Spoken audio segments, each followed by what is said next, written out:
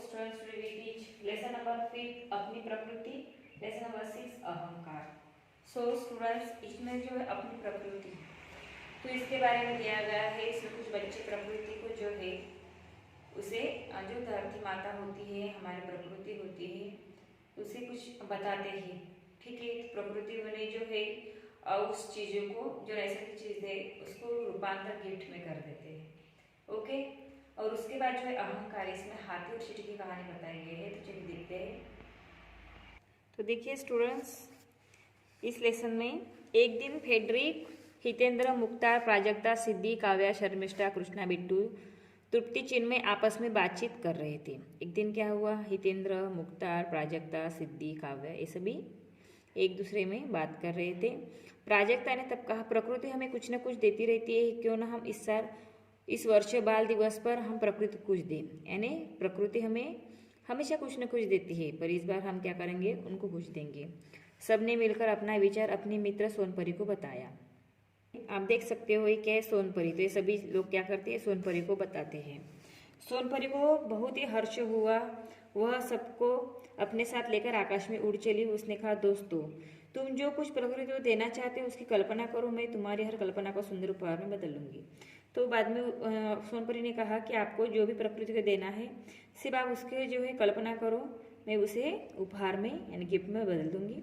Frederick और सिद्धि ने आकाश को अपने खिलौने देने का मन बनाया। जो आकाश है उन्हें फेडरिक ने और सिद्धि ने खिलौने देने का मन बनाया। सोचते ही खिलौने ने बादल का रूप ले लिया। फिर खिलौने क्या हो गए, बादल बन गए।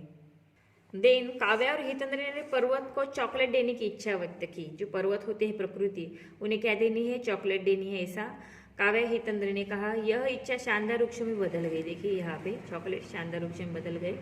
शर्मिष्ठा एवं कृष्णा पृथ्वी को अपनी चूड़ियां पहनाना चाहती थी। जो शर्मिष्ठा है वो पृथ्वी को चूड़ियां पहनानी चाहती थी। देखते देखते ही उसकी चाह हरियाली बनकर पृथ्वी पर खिल गई। देखिए इस तरह से हरियाली बन गई। तृप्ति और चिन्मय ने अपनी अपनी रंगपेटी आसमान को देने का मन बनाया। फिर जो तृप्ति और चिन्मय था उसने क्या किया कि अपनी जो कलर पेटी रंगपेटी वो आसमान को देने का उन्होंने मन बनाया। कुछ ही क्षणों में सारा आसमान रंगों की छटा से भर गया। देखिए यहाँ पे इस तरह से तुरंत आसमान टिमटिमाते तारों से भर गया। सचमुच सभी बच्चे और परी ने मिलकर अपनी प्रकृति को अद्भुत बना दिया। तो इस तरह से क्या बन गई है, हमारी प्रकृति बन गई। एकाएक प्राजक्ता की नींद खुल गई क्योंकि वो ख्वाब था। उसने खिड़की से बाहर झांका तो पाया कि प्रकृति वैसी की वैसी दिख रही है जैसे उसने अभी अभी सपने में देखी थी। तो जो प्राजक्ता ने सपना देखा था उसी तरह से उनको प्रकृति दिख रही थी। तो स्टूडेंट्स जो है कि हमें प्रकृति हमेशा कुछ ना कुछ देती रहती है। हमें पानी मिलता है पीने के लिए, शुद्ध हवा मिलती है, ऑक्सीजन मिलता है जिससे हम जीवित रहते हैं। तो ये प्रकृति हमेशा हमें कुछ ना कुछ देती रहती है। पेड़ है, पेड़ों से लकड़ियाँ मिलती है, तो हमें भी प्रकृति को कुछ देना चाहिए। सो स्टूडेंट्स इस लेसन पे मैं आपको कुछ क्वेश्चंस यानी होमवर्क देने वाली हूँ। तो होमवर्क आपको हिंदी के नोटबुक में सॉल्व करनी है, देन उसके फोटोज मुझे सेंड करने हैं। अभी हम आगे का लेसन देखेंगे। नेक्स्ट है अहंकार। अरे ओ चंपा, तू मेरे आगे क्यों चल रही है, जानती नहीं मैं मनोहर हूँ। यहाँ पे चंपा चींटी का नाम है, मनोहर हाथी का नाम है। मनोहर हाथी गुस्से से चिंगाड़ा। फिर मनोहर हाथी को बहुत गुस्सा आ रहा था कि चींटी आगे जा रही थी और इतना बड़ा हाथी जो है पीछे चल रहा था। मनोहर जी नमस्ते, क्या आपको नहीं मालूम कि यह रास्ता ना आपका है ना मेरा। फिर उसने कहा कि मनोहर यानी हाथी को कहा, उसका नाम मनोहर था, नमस्ते, आपको पता नहीं क्या ये रास्ता जो है ये मेरा भी नहीं है और आपका भी नहीं है। सभी एक समान है, जागो हुआ सवेरा, और हम सब क्या है, एक ही समान है। ऐसे कहकर चींटी मुस्कुराई। रुक, अभी मजा चखाता हूँ, हाथी बोला। उसने चींटी पर पैर रखना चाहा पर वह मिट्टी में चिपकी। फिर उसने कहा कि रुक, मैं अभी तुझे मजा चखाऊंगा। इस हाथी को बहुत गुस्सा आया था। हाथी ने समझा कि चींटी का काम तमाम हो गया है। उसको हाथी ने क्या किया, चींटी के ऊपर पाँव दे दिया। उसको लगा कि वो चींटी मर गई, पर चींटी जो है कि मिट्टी में छिप गई थी। वह खुशी से गर्दन हिलाता चल पड़ा। तभी चींटी बाहर आकर बोली, मनोहर भाई नमस्ते, और वो खुशी से वो बाहर चल पड़ा। पर चींटी जो है कि बाहर निकलकर फिर से बोली, अरे तू कहाँ से आ रही है। हाथी तिल मिलाया। फिर हाथी ने देखा कि चींटी बाहर निकली फिर से, वो तो मरी नहीं है। फिर उसने कहा कि तुम कहाँ से आ रहे हो। आपके पैर के तलवे से। फिर उसने कहा कि आपके पैर जो थे उसके तलवे से मैं बाहर निकली हूँ। चींटी ने जवाब दिया और लता पर जा बैठी। लता यानी होती है बेली। यहाँ पे देख सकते हो पिक्चर में हम चींटी दिख रही है, ठीक है। और उसने कहा कि आपके तलवे से मैं बाहर निकली हूँ और वेल पे जाके बैठी। फिर क्या था, हाथी का गुस्सा और बढ़ गया। फिर हाथी को बहुत गुस्सा आया। पास के नाले से उसने सूंड में पानी भरा और चींटी पर जोर से उछाला। देखिए पानी चींटी पर उछल रहा है क्योंकि उसको बहुत गुस्सा आया था। चींटी लता के बड़े पत्ते के पीछे छिप गई। थोड़ी देर बाद सामने आकर बोली, मनोहर जी नमस्ते।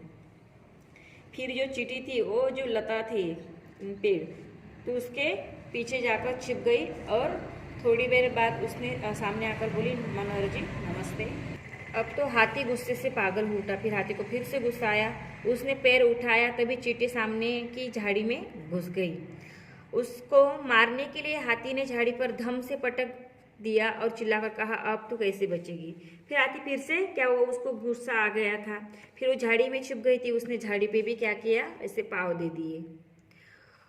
देख अब उसने कहा कि अब तुम कैसे बचोगी।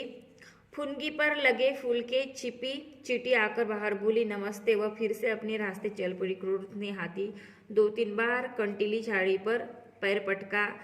उसके पैर से खून बहने लगा। देखिए यहाँ पे काटी थी इस झाड़ को, फिर से उसने यहाँ पे पैर पटका था क्योंकि उसको बहुत गुस्सा आया था, तो उसके पैर से खून आने लगा। पेड़ पर बैठी मैना सब देख रही थी। बोल पड़ी, घमंड नहीं किसी का, अच्छा बड़ा हो चाहे छोटा, नीचा होता सिर अहंकारी का, मान लो मोटी मोटा।